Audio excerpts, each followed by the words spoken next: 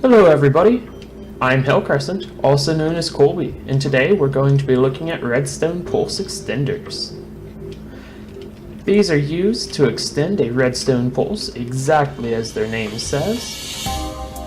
And let's just look at the timing of this button here. See, I press this button, sends output, done as soon as the button unclicks. Now, once when we add this extender, push button, and it stays up for about 1 or 2 more ticks. It's not that great, this one. You'd have to extend it out over long distances for it to be really effective. But say you had a 1 tick pulse, whereas this is a bit longer than 1 tick pulse.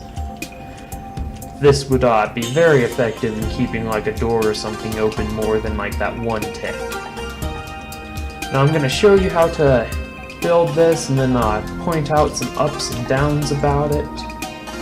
Now you have your input, whatever you use to send your pulse, and then you have your normal pulse, which needs to go to your output wherever you put your output. Ours for today is going to be this piston. And then you have the pulse extender. Now a couple things about this: when you're building this, you don't want to have these set for longer delays because that can cause your output to happen multiple times. And the more of these you put out, the longer it's going to extend it. Since we're using a button as our input, we're only going to manage to extend it by 1 or 2 ticks with this. And what this does is this will power this block, which powers this, and so on and so forth. It's going to keep on doing that all the way up to here.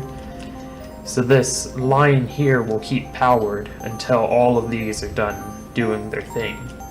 And the reason why you have this one still going to the output is because, well, you need to send power to the output, don't you? Now, one thing you need to do is you need to make sure this line does not funnel back in there. You can do this by adding a repeater right there, which is going to slow the circuit by about a tick. Not exactly optimal, but it's still pretty helpful, and it's a fairly thin circuit, I guess.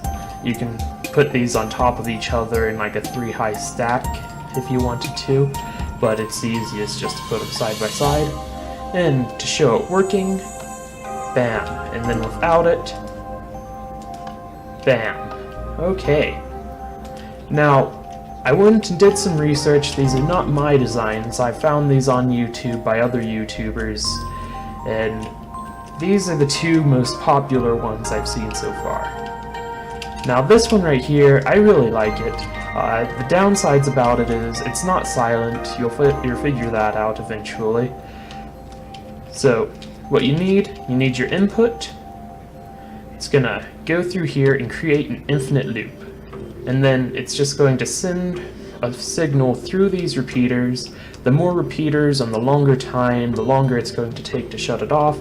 Then it activates this piston, which cuts the circuit, which deactivates the output. So bam, on, bam, off.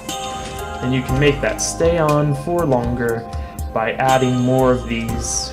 We'll just send them off over here or something. So the more of these, at the longer delays, the longer it's going to stay on. And this can give you a longer delay at being a bit more compact area-wise than that one. But again, it's not silent, but it does give you the fastest possible outcome, because it's going to, as soon as this does that, it's going to send it around here and go straight for the output. So it doesn't give you that 1 tick delay either. And it isn't silent because it has this piston here, so if you want it to be silent, well, you're probably better off using that one. But if you want it to be faster, you're probably better off using this one. If you're cramped for space, you're better off using this one. It's all pretty much based off your opinion. And now I'm just gonna go over here and show you how to make this one. You have your input, which for us is going to be this button, which, if I can learn how to click, we're gonna send down in this hole, around, up here, put this repeater here. This is what causes it to get stuck on that infinite loop until that piston comes in and stops it. And we'll just put this piston in the ground for this one so that can power the piston. Extend this off, have it loop around into the back of this sticky piston.